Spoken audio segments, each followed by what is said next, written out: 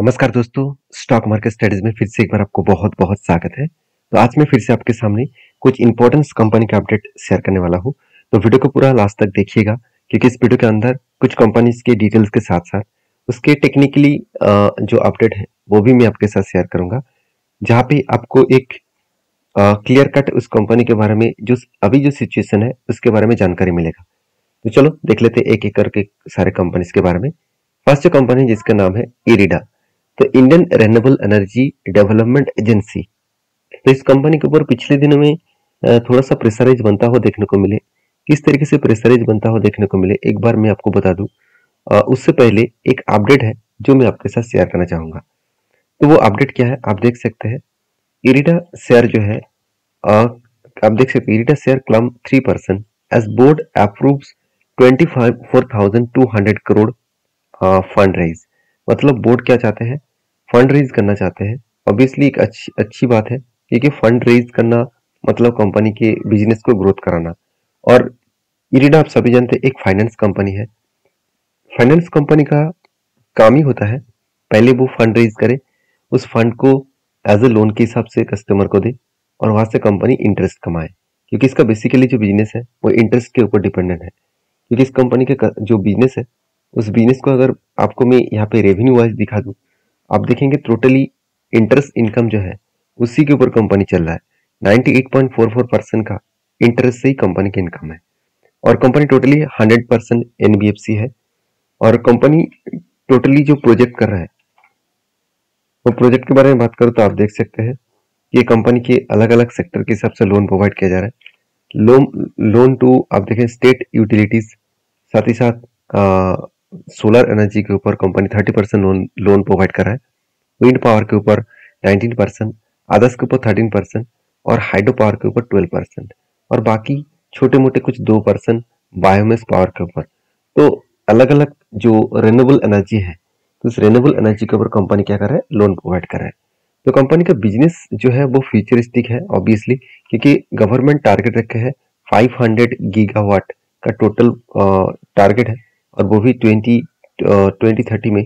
तो 2030 के अंदर अंदर 500 गीगावाट का टोटल प्रोजेक्ट है। इस प्रोजेक्ट को कंप्लीट करने के लिए बहुत सारे solar project, hydro project, wind project इसका काम होने वाला है। और जिसके काम होगा उसके लिए लोन का जरूरत होगा, तो इस कंपनी लोन प्रोवाइड करेंगे, एक अच्छा खासा ग्रोथ भी देखने को मिल जाएगा। तो कंपनी के ऊपर जो फाइनेंशियल डेटा है उसके बारे में चर्चा करूं तो कंपनी का फाइनेंशियल डेटा आपको शानदार तरीके से देखने को मिलेगा।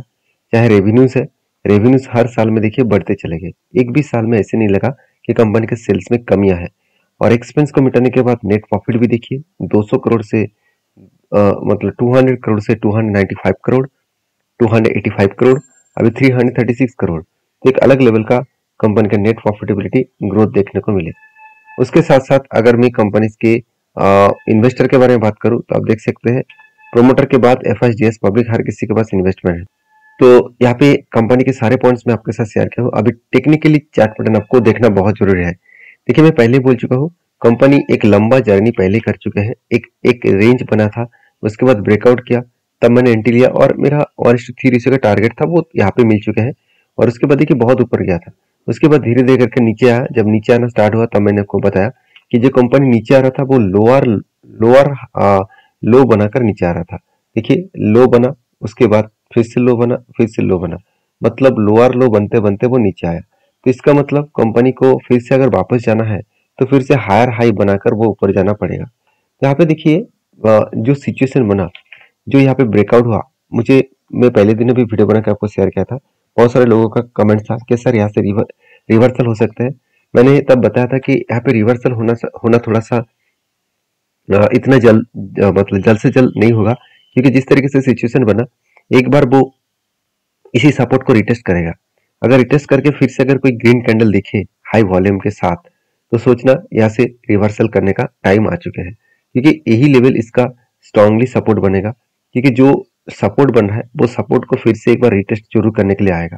तो रिटेस्ट करने के बाद अगर रिवर्सल करे, कोई ग्रीन कैंडल दिखे, तो फिर से एक जर्नी आपको देखने को मिल सकता है। तो फिलहाल के लिए मेरा कोई इस कंपनी के ऊपर ट्रेड नहीं है।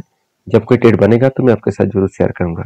हाँ, मेरे तरफ से जितने सारे ट्रेड्स आपको शेयर किया जा रहा है, मतलब मेरा खुद का ट्रेड है, वो प्लीज आपको कोई रिकमेंडेशन नहीं है, अगर आपको काम करना है तो आपको जो एडवाइजर है उसके साथ एक बार बातचीत करके ही काम करना। नेक्स्ट जो कंपनी उसका नाम है JSW स्टील। तो JSW स्टील के बारे में बात करूँ तो कंपनी बहुत दिनों के बाद एक रेंज को ब्रेकआउट किया, अभी धीरे धीरे करके आगे बढ़ने का कोशिश कर रहा है। वो रेंज कौन सा है आप ध्यान से देखिएगा।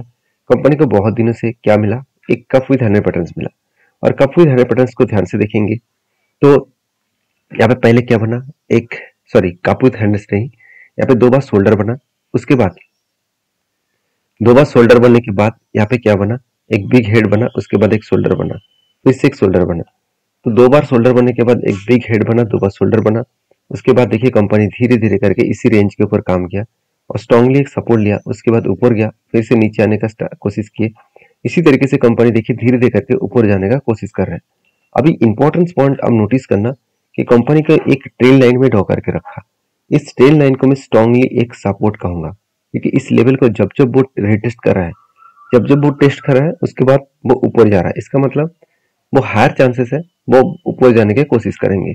वो धीरे धीरे करके ऊपर जाने का कोशिश करेगा तो एक अलग लेवल का अपटर्न सिचुएशन यहाँ पे देखने को मिल सकता है। बाकी देखिए जो अपटर्न सिचुएशन है उस सिचुएशन तक अगर गए तो कहाँ तक जाने का चांसेस है, 1046 इस लेवल तक जाने का चांसेस है।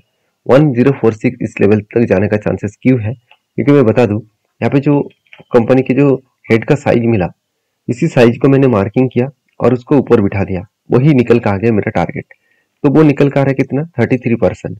तो देखिए मैंने सिर्फ कंपनी के टेक्निकली चार्ट पैटर्न देखकर ही ट्रेंड नहीं लिया, उसके साथ साथ कंपनी के परफॉर्मेंस को भी चेकआउट किया। सबसे इंपॉर्टेंस मुझे परफॉर्मेंस देखने को मिला कंपनी के क्वार्टरली रिजल्ट में। देखिए सेल्स में कंपनी की इस बार कोई भी कमी आपको देखने को नहीं मिलेगा। कंपनी के सेल्स में अच्छा खासा ग्रोथ दिखा 39,000 से 41,000 के आसपास। और उसी तरीके से अगर एक्सपेंस को देखें तो एक्सपेंस भी कंपनी अच्छा खासा ग्रोथ किया।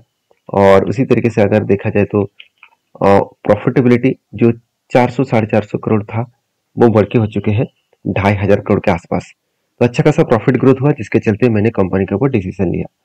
बाकी आपको इस कंपनी के ऊपर क्या राय है जरूर कमेंट्स करके बताना। नेक्स्ट जो कंपनी उसका नाम है जुबलियन फुटवर्क।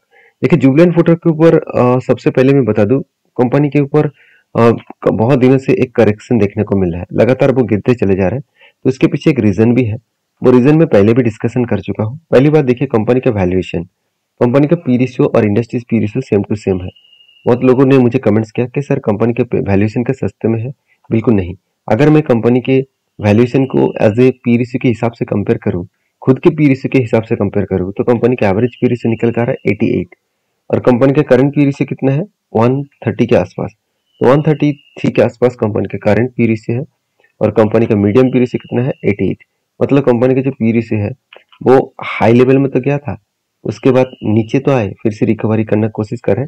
और अभी देखिए अगर यहाँ से रिकवरी करे तो इसका जो प्रीवियस हाई था 250 के आसपास, उसी लेवल तक जाने का कोशिश करेंगे। तो यहाँ पे थोड़ा सा करेक्शन तो होगा क्योंकि पी रेशियो थोड़ा सा एवरेज से ऊपर चला गया है, तो थोड़ा सा तो प्रेशराइज बनता हुआ देखने को मिलेगा, जिसके चलते कंपनी के ऊपर एक भारी करेक्शन देखने को मिला।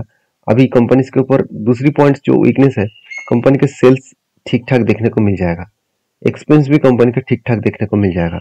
मगर प्रॉब्लम कहाँ पे है, प्रॉब्लम यही पे है कि कंपनी का जो नेट प्रॉफिट है जो पहले बहुत अच्छा हुआ करता था, अभी वो नेट प्रॉफिट कम हो चुका है। कितना कम हुआ, 80 करोड़ से डायरेक्टली 66 करोड़ बना, और जो पिछले क्वार्टर के तुलना से भी कम है और ईयर ऑफ ईयर बेसिस में भी कम है। तो यही कारण की वजह से शेयर के ऊपर एक प्रेशराइज बनता हुआ देखने को मिले। फिर भी इस कंपनी के ऊपर इन्वेस्टर खुद के माल को बेचना नहीं चाहते हैं, क्योंकि इंस्टीट्यूशन जानते हैं कि जुबलियन फूड एक ऐसी कंपनी है जिसका प्रोडक्ट आज जितना डिमांडेबल है फ्यूचर में और भी डिमांडेबल बनने वाला है। देखिए Domino's pizza, Hong's kitchen, डॉनकिन donuts, तो इस तरीके से प्रोडक्ट कंपनी बेचते हैं इसका मार्केट में बहुत ज़्यादा वैल्यूएबल है, बहुत ज़्यादा डिमांडेबल है।